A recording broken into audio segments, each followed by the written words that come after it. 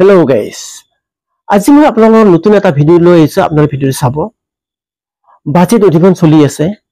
এই বাজেট অধিবেশনত এটা শব্দ লয় এটা শব্দ লৈ বিতৰ্ক চলি আছে। সদনত তলপাল লগাইছে এটা শব্দই। এই শব্দ কি আপোনালোকে জানে? এই শব্দ হৈছে মিয়া শব্দ। এই মিয়া শব্দক লৈ অসমৰ মুখ্যমন্ত্ৰীয়ে বহু যুক্তি আগবঢ়াইছে। তেওঁ বহু যুক্তি দিছে যে অসমৰ মিয়া শব্দক লৈ তেওঁ কি যুক্তি দিলে আৰু তেওঁ কেনেকৈ বুজালে সদনত আমি গোটাই ভিডিওখিনি চাম। তেন্তে আপোনালোকে শেষলৈকে চাব। আপোনালোকে ভিডিওটো শেষলৈ চালেহে আপোনালোকে বুজি পাব যে অসমৰ মুখ্যমন্ত্ৰী কি যুক্তি আগবঢ়ালে। আৰু যিসকলে ৰবিন ব্লগত আজি প্ৰথম আহিছে তেওঁলোকে প্ৰথমে সাবস্ক্ৰাইব কৰি ল'ব। তাৰপিছত ভাল লাগিলে কমেন্ট আৰু লাইক কৰিব।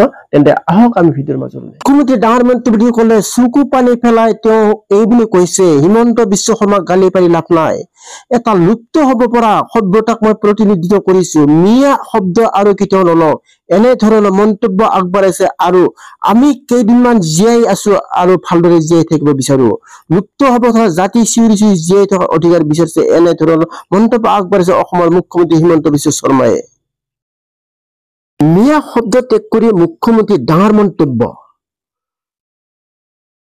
চকু পানী পেলাই এই কথা মই কৈছো হিমন্ত বিশ্ব শৰ্মাক গালি পাৰি লাভ নাই। এটা লুপ্ত হ'ব ধৰা সভ্যতাক মই প্ৰতিনিধিত্ব কৰিছো।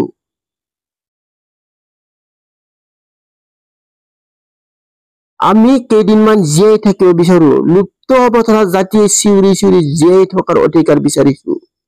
মই আৰু কেতিয়াও নকওঁ মিয়া শব্দ। মুখ্যমন্ত্ৰী পদত থাকি কাকো দুখ দিয়া শব্দ ক'ব নোৱাৰো। সন্মানীয় অৰ্থত এই শব্দ মই প্ৰয়োগ কৰিছিলো। মিয়া বুলি ক'লে ভাল পাই বুলিহে মই কৈছিলো। সদনত মিয়া শব্দক লৈ মুখ্যমন্ত্ৰী হিমন্ত বিশ্ব শৰ্মাৰ যুক্তি। মিয়া শব্দ ত্যাগ কৰি মুখ্যমন্ত্ৰী ডাঙৰ মন্তব্য চকু পানী পেলাই এই কথা মই কৈছো।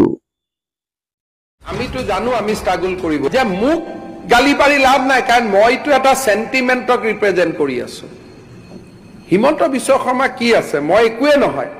মই এটা লুপ্ত হ'ব পৰা এটা সভ্যতাক মই প্ৰতিনিধিত্ব কৰি ইয়াত কথা কৈ আছো। গতিকে আপোনালোকে যেতিয়া আমাক সমৰ্থন কৰিব যে হয় ট্ৰাইবেল বেল্ট এণ্ড ব্লক কৰি দিয়ক ছাৰ, বটত দবা কৰি দিয়ক, ধুবুৰীত কেইটুকুৰমান মাটি বাচি আছে আপোনালোকে ৰাখি থওক, আমাৰ আপত্তি নাই, তেতিয়াহ'লেতো কোনে আপোনালোকক না ক'ব? কোনে আপোনালোকক বিৰোধিতা কৰিব? সেইকাৰণে ভূপেন হাজৰিকাৰ এটা গান মনত ৰাখিব যে জিন যাবলৈ হ'লে কিছু এৰিব লাগিব, কিছু ধৰিব লাগিব। আৰু ভূপেন হাজৰিকা একদম হি ৱাজ এ সমাজতান্ত্ৰিক চিন্তাধাৰাৰ ব্যক্তি আছিল।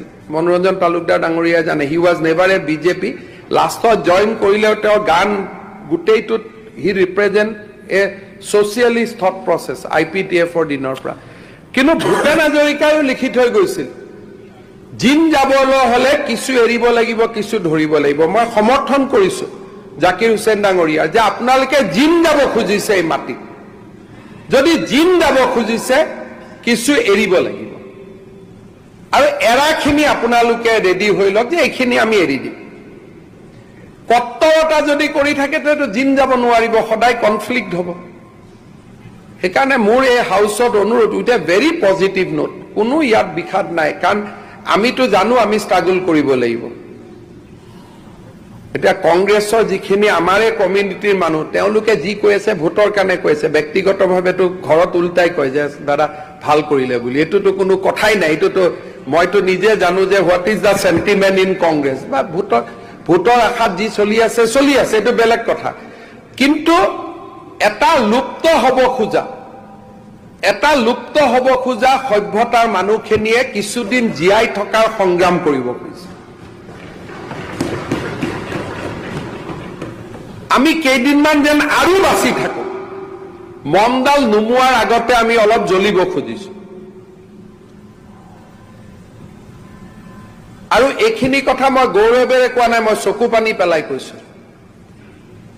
যে লুপ্ত হ'ব পৰা এটা জাতিয়ে অসম বিধানসভাত চিঞৰি চিঞৰি কেইদিনমান জীয়াই থকাৰ অধিকাৰ বিচাৰিছে আৰু কেইদিনমান জীয়াই থকাৰ অধিকাৰ বিচাৰিছে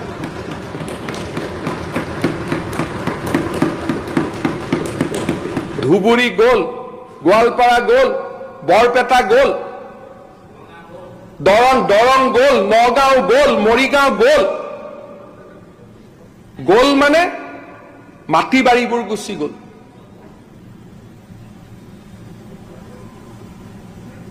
সেইকাৰণে মই বাৰে বাৰে কৈ আছো যে এটা লুপ্ত হ'ব পৰা জাতি আপোনালোকে আমাৰ লগত আগ্ৰাসী নহ'ব আমি জীয়াই থকাৰ এটা সংগ্ৰাম কৰি আছো যে কেনেকে আৰু কেইদিনমান জীয়াই থাকিব পাৰো আৰু মই আজি ইয়াত অনুৰোধ কৰিছো যিখিনি জিন যাব খুজিছে মুছলমান মানুহ পমুৱা মুছলমান মানুহ কাৰো শত্ৰু নাই জিন যাব খোজা মুছলমান মানুহখিনি আমাক সহায় কৰক আমি একো আপোনালোকৰ পৰা কাঢ়িব খোজা নাই যি আছে সেইখিনি আপোনালোকৰ থাকিব আমাৰ পৰা আৰু মাত্ৰ নাকাৰ হাৰিব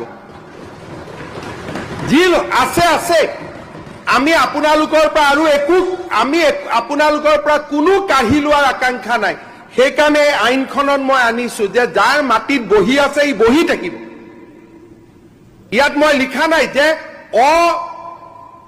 ইণ্ডিজেনাছ মানুহখিনিৰ মাটি কাঢ়ি লোৱা হ'ব মই লিখিছো যে যিখিনি মানুহৰ মাটি আছে সেইখিনিৰ মাটি থাকিব